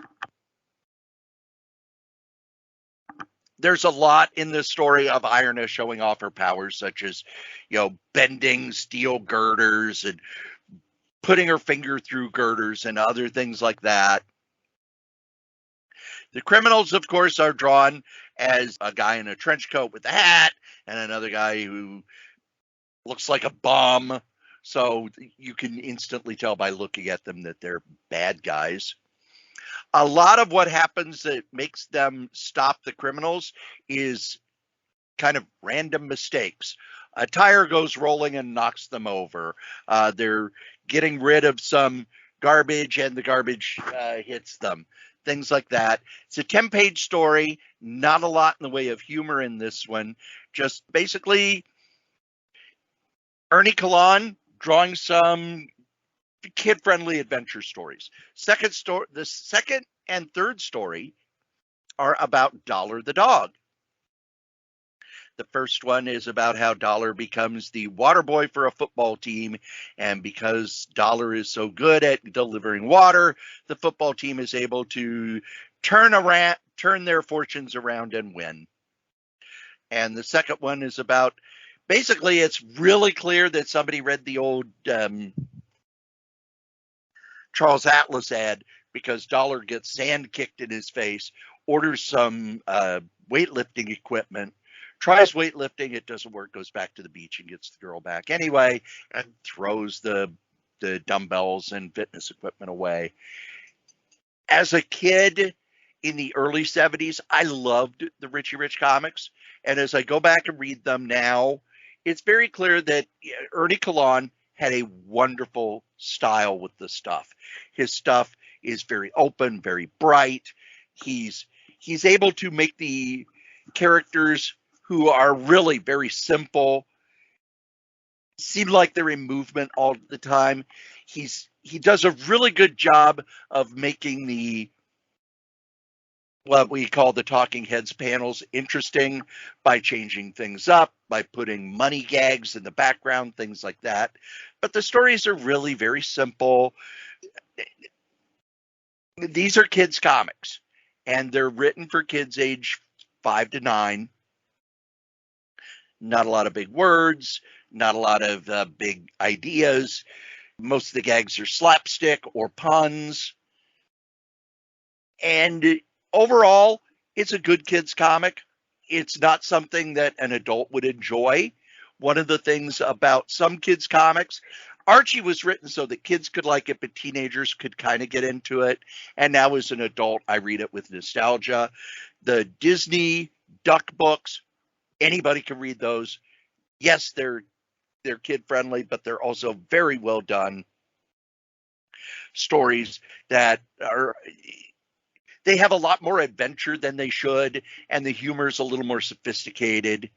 The Warner Brothers stuff does not work for me at all anymore, but even as a kid, it didn't work for me because they based a lot of the humor on jokes, whereas when you watch Warner Brothers cartoons, it's all about slapstick and pratfalls and explosions and stuff like that do not come off as well in comics. On our buy, borrow, and ignore, this is an ignore. If you have some nostalgia for Richie Rich when you were a kid, it's okay to go through the quarter bins, grab a few comics. None of them are any better or any worse than any of the others. Everybody who worked at Harvey in the 70s was, this sounds like an insult, but it's not. They're very workmanlike. They had a job, they treated it as like a job, and they put out a good product for the audience that they were reaching for. These are not books that are going to be reprinted because of great demand. Matter of fact, I think by the time Harvey went away in the late 70s, early 80s, they had run their course. Kids had moved on to other things. Joe, it's time for Freaking and Geeking. What are you freaking on? Okay, I don't normally rant about things that I don't like that I watch, and things that I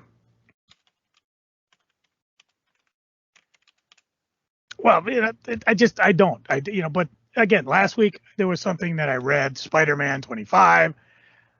This week, Fantastic Four number 6. Spoiler warnings up. Okay, they're basically kind of doing a similar type storyline in Spider-Man. He did something so bad everybody was pissed at him. Well, the Fantastic Four are doing things and people are getting pissed about it. And, whatever, we'll go through it. It gets a little tiring because, what happens is we've seen it before. Everybody turns on the good guys. Everybody's mad and what happens is at the end of the episode, they land, something's wrong. S.H.I.E.L.D. comes out of the water and wants to arrest the Invisible Woman because apparently the Invisible Woman showed that if she wanted to, she could end all life on this planet. And so S.H.I.E.L.D. is suddenly concerned about that because she's now a walking mass extinction event, and they want to take her under control. Human Torch, of course, is upset, says she'd never do that. She's not psycho. Easy, kid. Uncle Sam doesn't have the liberty of relying on your brotherly faith. B1 Hill, we're looking for certainty, Doctor, in a conversation in private. Uh-huh. And they basically take off. Seriously, after all this fucking time in the Marvel Universe, now you're deciding, oh, the Invisible Woman is too dangerous. We have to bring her in. How many freaking characters in the Marvel Universe, Magneto, Doctor Doom, are who's the other one with the gravity power? I can't even think of his stupid name. Even Gravitron. Thor.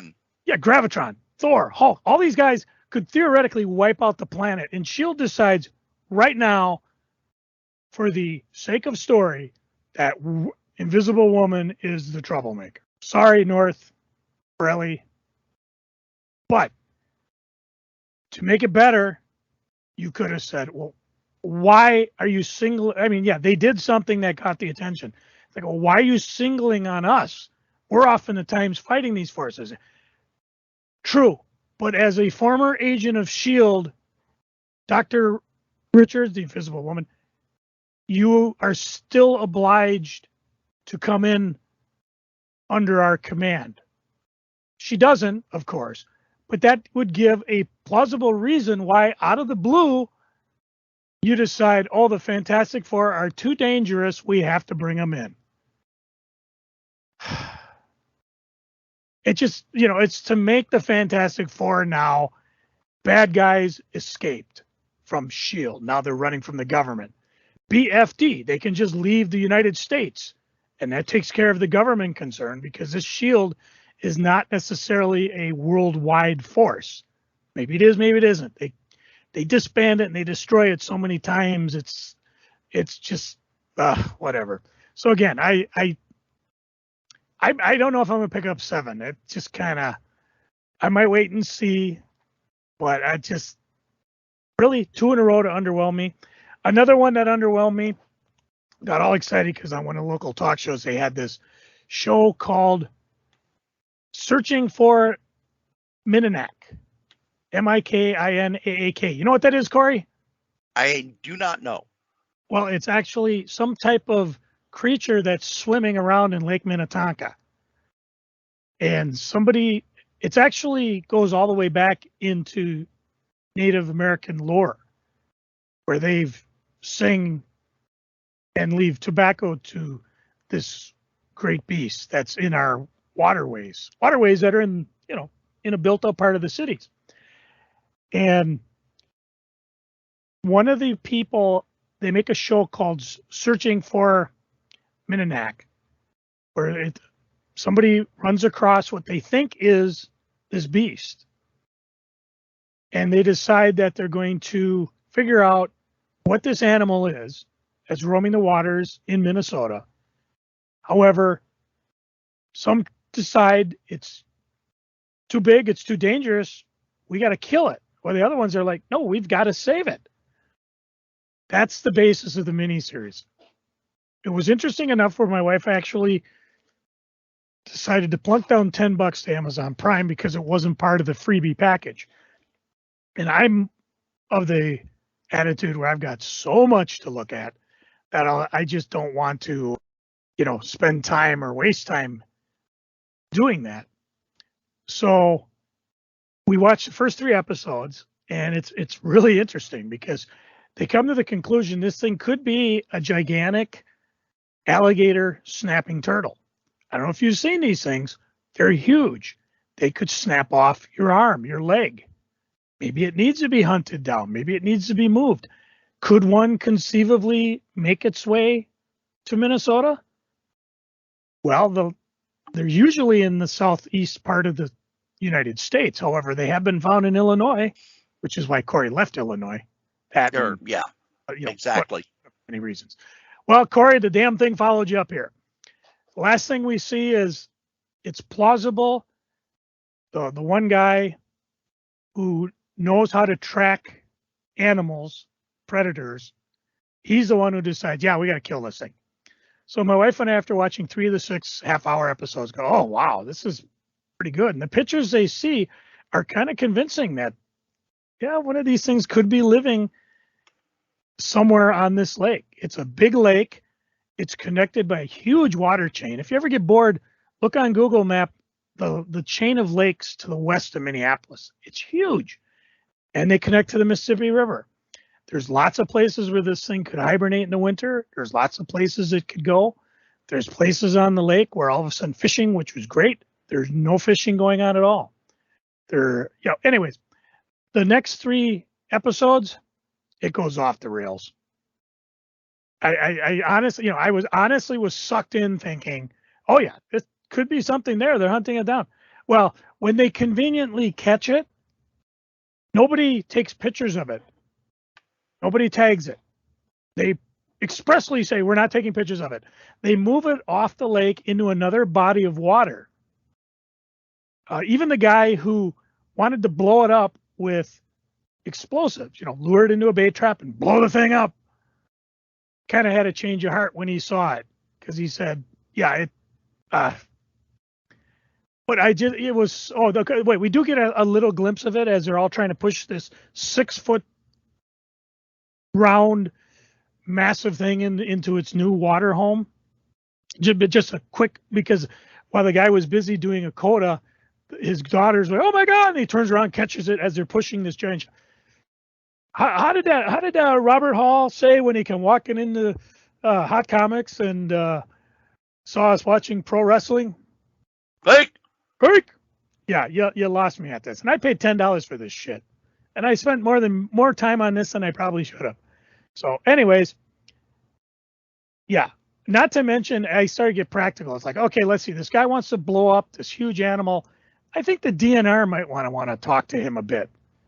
Oh, but they picked it up out of one lake, moved it to another. I still think the DNR want to talk to you about moving a potentially hazardous animal from one lake to another chain of water. It's got interesting information. Like I said, aforementioned Native American. But boy, I was conned. I watched it. Don't you? Cory, what you freaking on? I have a couple comic freakings as well. First off, I have read Jason Aaron's new Punisher series, which he has a new chest emblem. They did a story, and I'm going to be spoiling parts of this. He has been recruited by the Hand to be their new leader. We get continuity implants. We get changes to what's going on. And with the 12th issue, we have the end of, for now, the Punisher in the Marvel Universe. I'm going to give some spoilers here. So if you don't want spoilers, skip ahead about 5 minutes. The Hand has brought back his wife, and we find out that when they went to the park for the picnic where they got gunned down by the mob, she was in the middle of asking for a divorce. And we get her version of their marriage, that they were basically, it was very much everything you know is false. And while I understand Marvel needs to rebrand the Punisher, etc., etc., etc., this was not the way to do it. It was not the way to take the character off the table. It is once again like when the Punisher became an angel. No. The Punisher is based on Mac Bolan the Executioner. It's a character from the 70s when people were very scared of crime. So it was, okay, his family was killed by criminals. He's going to kill criminals. Very visceral, very simple. Because political parties and other people have grabbed that symbol and run with it, Marvel feels uncomfortable publishing a Punisher book with that symbol. I have no problem with them changing the symbol. I do have a problem with them adding a bunch of mystic shit to it. And they're missing the simplest way to rebrand the Punisher that's been sitting in front of them since 1981. Don Pendleton wrote 37 or 38 executioner books. And in the last one, he had killed off all the members of the mafia who were involved in his family dying. And he retired. And then he sold the rights to Gold Eagle, who brought back the executioner. And instead, he is now a government agent who works for a super secret organization and fights terrorists around the world. How hard would it be to, all right, Punisher, you're the biggest mass murderer in the history of whatever. You've been a vigilante, etc., etc. Your sentence is you will be working for a secret organization known as S.H.I.E.L.D. to go after terrorists. Ta-da! Instead, we get mystic crap, and his wife didn't love him, and their marriage was all based on lies, and he was a psychopath before he became the Punisher, and blah, blah, blah, blah. No. Don't rewrite the character. You've rewritten the character so that he cannot be a hero now. You have to, if you're going to do something like this, you add to the character. You don't subtract from it. I like Jason Aaron's writing a lot. I think Jason Aaron is a damn good writer. He writes incredible action stories. This did not work. The second spoiler is one we have talked about, and that is Spider-Man 26 dropped yesterday. I read it today. I feel like we were given a massive bait and switch. This does the death in the comic does not feel like it belongs in a Spider-Man comic for any reason at any time. We already know we're getting a one-shot and then a 4-issue miniseries that will basically reboot the character, etc., etc., etc. That's inhuman. I did not like this story at all. I don't like any story where Spider-Man deals with, again, mystic crap. Spider-Man is your street level character. His villains are all, for the most part, just guys who have a gimmick or a weapon or something like that. Spider-Man does not work when he fights aliens. He doesn't work when he fights mystics and demons and etc., etc. When Spider-Man is hanging out with Doctor Strange, it's a good mix because he's the one who's, what the hell is going on, to stand in for the reader. This was very much, it felt a lot like the villain felt like the villain from the Spider-Verse, in that he needs to kill Spider-Man and Mary Jane in order to be a god, whereas Moreland needs to kill all the Spider-Men in order to stay alive. It didn't work. The villain was one-dimensional at best. This is not a story that will be fondly remembered. The Mary Jane bait and switch was a pain in the ass. The way they wrote out the kids did not work. There's so much about this story I didn't like. I imagine that within a couple of years, they're going to do a reset on this story, or they'll do like they did with the other Spider-Man stories that just didn't work. Just never mention it again. I am excited that the next story is a Doc Ock story, and we're going to get more of the regular Spider-Man villains. This did not work. And it's a shame because these are two stories that were really hyped, really big, and you would think that someone in editorial would have kind of tapped somebody on the shoulder and said, wait a minute. And the Spider-Man death, it's all editorially driven. This was not one where the writer came and said, hey, I've got this great idea to kill a character who's not involved with Spider-Man in any way, shape, or form. And the editor said, cool. It was more, hey, we're going to do this big story. Do you want to do it in Spider-Man? Okay, sure, here you go. So, Joe, what are you geeking on? All right, let me change gears here. My teeth are okay. Yay! Well, with one exception. I still got to do the root canal next week. So you already got a sneak peek of what I'll be bitching about next week. 2 hours. Although what happened is because of various things, COVID, hernia, dizziness, whatever. I had to keep canceling dentist appointments. So I went in to see the dental technician, and I think she was a bit worried because it'd been so long since I'd been in. But she said, I must be doing something right because my teeth weren't as bad as she thought they were going to be, considering I haven't been in. I don't know what it is. I brush, I floss, I rinse out. I don't eat a lot of sugary stuff anymore, mostly because I'm diabetic. So that's a plus. A couple of fundraisers I want to mention. If you have money, and I'm not talking tons of money, it can be $5, it could be $5,000. Under Go Help Len Kaminsky. He was in an accident last year. He's in a wheelchair. He's basically trapped, what he calls a crooked care center.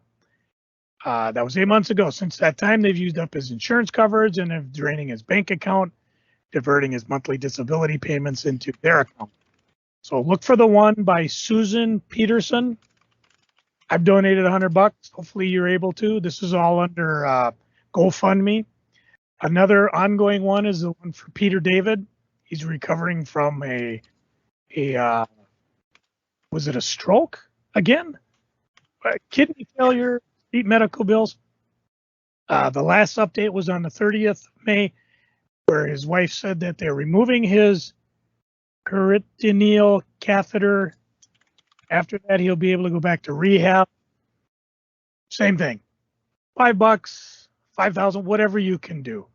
It's always helpful. On a more personal note, a friend of my daughter's was their home is inhospitable. That's basically, she lives with her mom, 2 sisters, her grandmothers. Due to smoke and damage in a townhome they lived in, it was connected to another that was possibly intentionally set on fire with people sleeping inside. Their home was wrecked. All their belongings are wrecked. They got out safely, but they need help with displacement costs, things that insurance just won't do it. Look for Cook Families House Wrecked in Fire. Again, because it's a personal thing, not a professional thing, the fundraising's not going as well as I would hope. $5, $500, whatever, it's all helped. People out there, if you've got a friend with a GoFundMe that has a problem, let Cory and me know. We'll talk about it and see if we can help people out. Now, granted, if we suddenly get 4,000 requests, judging by the amount of listeners we have, we will get to them. But sometimes it's just us that we have to help each other. On the fun side of things, I just read that Sid and Marty Krofft are planning a channel with Cineverse. This channel is going to have all their stuff on it, including HR Puffin stuff, Bugaloos, Lidsville, Lost Saucer, Land of Lost, all sorts of stuff, including full episodes of the Krofft Super Show with uncut versions of Electro Woman, Dyna Girl, Wonderbug, Dr. Shrinker. They'll also have the Krofft Superstar, Horror Hotel, Lost Island, and the Bay City Rollers. So they're looking to do all sorts of fun stuff with that. Let's see, what other fun things? Oh, I actually read some stuff. Let me dig out the stuff I read. We talked about it during our free comic book day episode that Tom Scully was doing a book on Stan Lee. Well, he apparently had done one on Jack Kirby I wasn't aware of, so I picked it up. Cory, did you read it? Jack Kirby, Epic Life of King of Comics? Gave it a glowing review on this here podcast. Sweet. I will also give it a glowing review. Again, this is all based on interviews documented from Jack Kirby. So again, there are things that Jack may say that you may going, that's not really how it is. A couple of things that stood out to me. First off, I had no idea, and I don't think many of us did, just the horrors of war that people that were over there saw. Jack has talked about it. Tom does a pretty good job of going through those interviews. I love the early work of Kirby, his first appearance of what Stan Lee, his first, he was just a teenager running around being an idiot. Again, this is pretty much all Jack's view of what was going on. A lot of what we've talked about in the past, especially when you start getting into, well, Jack did everything, Stan did everything. Well, it looked like Stan did everything.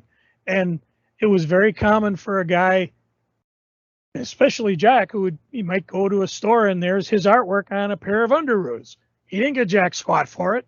He got paid very little for any of it. Matter of fact, the only time Jack actually started to get money was when he got into animation.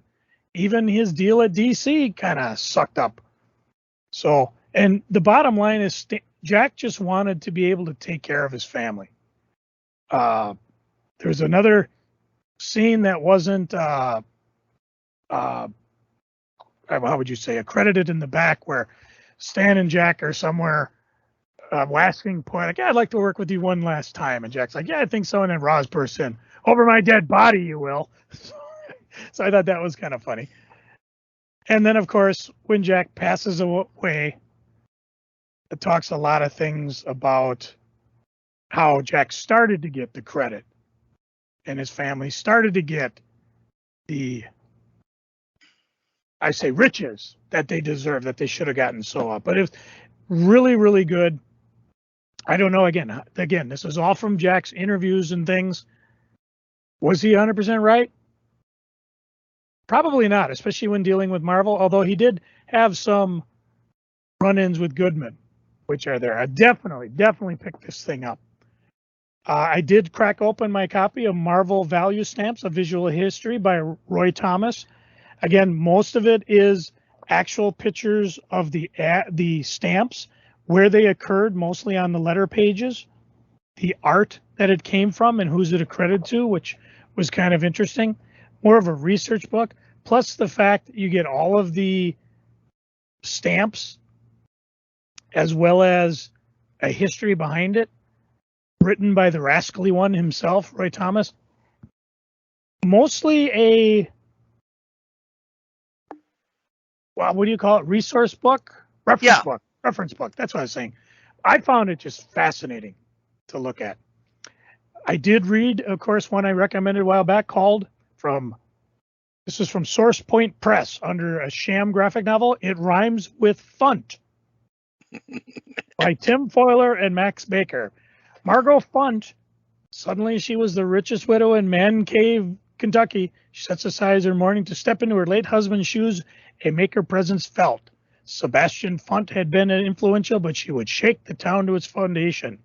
And you got Bob Woodwork, who apparently had run-ins with the old Funt because it's her old flame, and Margot's manipulated him back into her web of greed and deceit. There's Missy Funt, the stunningly hot stepdaughter of Margot. And of course, you got Johnny Nonads. He's a cheap hired gun and all-around lowlife. And of course, Nathan Fungo with his ties to disorganized crime. This is, when you go inside, the first page said this is rewritten by Tom Fuller, because the illustrations had to have been taken from old comic books. It is an old graphic novel called It Rhymes with Lust. Okay. And what it was in the 40s, Matt Baker and, oh gosh, I can't remember who the actual writer was off the top of my head, put it together in the early paperback market. And it was put out that way. It did not sell very well. It has since gone public domain because Avon Publishing has gone under. And while you finish talking it up, I will find the original. Oh, it's utterly hysteria. It's much like, it reminds me of Last Kiss, where he puts word balloons into old art, and some of the stuff that just pops in. I lost all my bookmarks, but it's an enjoyable, quick read. The art's a lot of fun. I gotta find the page. It was written by Arnold Drake, who went on to write at DC, wrote most of the Silver Age Doom Patrol. Oh, wow. It was reprinted in 2006 by Dark Horse. It is public domain, so you can go on to the Internet Archive, Comic Book Plus, places like that, download it and read it yourself. Okay, well, just like one of the running gags is there is a lady who calls up because she is very upset with all the comic strips. And another thing, I'm not at all happy about the direction the Family Circus been taking recently. That little Billy is a shitbird. And of course, on and on they talk about, yeah, I know what you mean. We should really do something about Family Circus. Yeah, that Billy's a little shitbird. just running gags, and it's killing me that I can't. Okay, here we go. Because there's the one guy who's editor. He ends up or whatever. Just go read it. It's a lot of fun. The art's a blast. You can't quite figure out where it's going, and you can't really figure out what's going on because it's just amazing some of the things that they run into. And no matter what you're going to do, you will take away that Billy is just a little shitbird. So it rhymes with fun out of Source Point Press. Just a lot of fun for it. Did a little geeking. Head through the source, head to Comic College. I found there's a lot of garage sales popping up on Facebook. Guys selling stuff for $1 a piece. One of them I went through and I ran out of time. As I was digging through, I picked up a ton of Gold Key Star Treks, Whitman Starscream, a bunch of Red Sonja, the Marvel feature, and the regular ones. Pretty decent shape. And I picked up I keep telling Source to stop doing this, but in the back of their store, they have a bunch of packs together. And what they do is they take a bunch of stuff that probably will never sell on its own, like Miracle Squad 1 through 3 for $2. It's from Upshot Comics. How about Total Eclipse? You remember that one, Cory, from Eclipse? Oh yeah, I got 1 through 5, the Seraphim Objective. Granted, it's fine, but I got it all for $2. The Masked Man 1 through 6 for $2, 6 through 12 for another, or 7 through 12 for another 2. This is from Eclipse Comics. From Target Comics, something called the Midnight Sulker, and they have the Mallard, Captain Airhead, just ridiculous old black and whites, old color books that nobody's collecting, but I just love it because I want to sit down and I want to read them. Ever at Comic College, I picked up, they had a new $2 section, so I picked up the Wonder Woman 204 reprint, a couple of the Archie Chilling Adventures. I stopped by Half Price Books, picked up a graphic novel from a gentleman, John Lewis, used to be a local, did a book called True Swamp, which was probably one of the most interesting and original worlds created in all of comics. The first book to get a Xeric grant, which was a fund created by one of the creators of the Teenage Mutant Ninja Turtles to finance small press comics. I actually have him in my, he did a sketch for me back when he was doing True Swamp. So it was a lot of fun. I did pick up the first graphic novel on clearance of Injustice for $3. I've been wanting to read this for ages, but I've been waiting for an Omnibus, which hasn't appeared. But I'm going to give that a shot. And I owe an apology to local creator Tim Seeley, because we talked about it, but I didn't pick it up. Local Man. So the Source had all 4 issues, so I picked that up and I'll read it. I think I might have been waiting for the graphic novel, but I think once I realized it's a local guy. I'm running out of time because I've been gabbing quite a bit, but all I can say is I've been putting a lot of stuff on the eBays, just tons of stuff. It's selling fast. If you get all interested, you know what to do. KRAYZ, head on over. If you see anything you like, just let me know. A lot of the stuff I'm selling is from our old pal, Mike Edmondson, who passed away a number of years ago, selling it on behalf of his wife, Lisa. And believe me, some of the things he has, unlike me, who have been selling my collection and probably sold the good stuff, Mike's got some pretty amazing stuff. And it's all on the eBays. You know what to do. Come get some. Cory, what you geeking on? I finished the 2nd season of Only Murders in the Building. I really enjoyed that show. I think that the mystery is too convoluted in the last episodes. They always have, oh, it's a twist. Oh, another twist. Oh, a third twist. But I don't care because I like the interplay of Martin Short, Steve Martin, and Selena Gomez. I think they are a wonderful group. Looking forward to the 3rd season, and I'm also going to be smart enough to wait till the 3rd season is over before I watch it. Yeah, that's what we are doing. I'm also watching Elementary which I did not watch when it was on because there's only so much TV you can watch. And right now, with the writer's strike and it being summer, there's not a lot of scripted TV. So Elementary is another updated version of Sherlock Holmes. This time it is set in New York, where he is a consultant with the local police. And it follows all the Sherlock Holmes tropes and everything. But it's well written, well done. And the guy who plays Sherlock is pretty cool. They make some changes to Sherlock Holmes, and I'm not one of those people who, how dare they? I'm more, okay, that's your interpretation of this character so that he fits in the modern era. Cool. That's cool. So I've had that. I also have been reading a bunch of comics. I read the entire Alan Moore Swamp Thing run over the last 3 weeks. I had not read it in years and years and years and years. And you remember the big stuff. You know, we've talked about this. You remember the big stuff, but you forget the little things. You forget the subtle details. Things sort of blur in your mind. You forget how big an asshole John Constantine was when Alan Moore wrote him. They explained him more. They softened his character, et cetera, when he had his own book.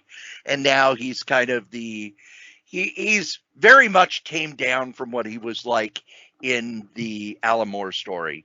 You forget a lot of the supporting characters. You forget a lot of the other things that Alan Moore did that weren't huge. You forget the small things. You forget the grace notes and the details. And it's just a wonderful, wonderful run. With knowing the big shock the points, you aren't blown away so much as you let it sink in and you let the story kind of unfold, because you already know, here are all the big shock points. Here are all the things that we now take for granted that Alan Moore introduced.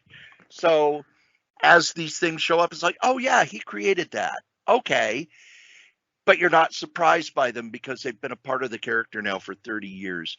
It's interesting to go back and read it, especially when, those first 10 issues were Comic Code approved.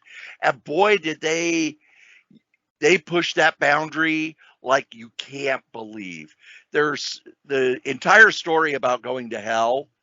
I cannot see how the Comics Code approved that. Do not understand how that happened. The other comic I read that I really liked was Batman 900. Now, one of the things I don't like about current Batman is that he's kind of a superhero now. He knows all about the multiverse and he's comfortable in the multiverse, et cetera, but the story did it in such a way that it felt like an anniversary issue, because Batman was being bounced from universe to universe. So it kind of touches on every era of Batman's history.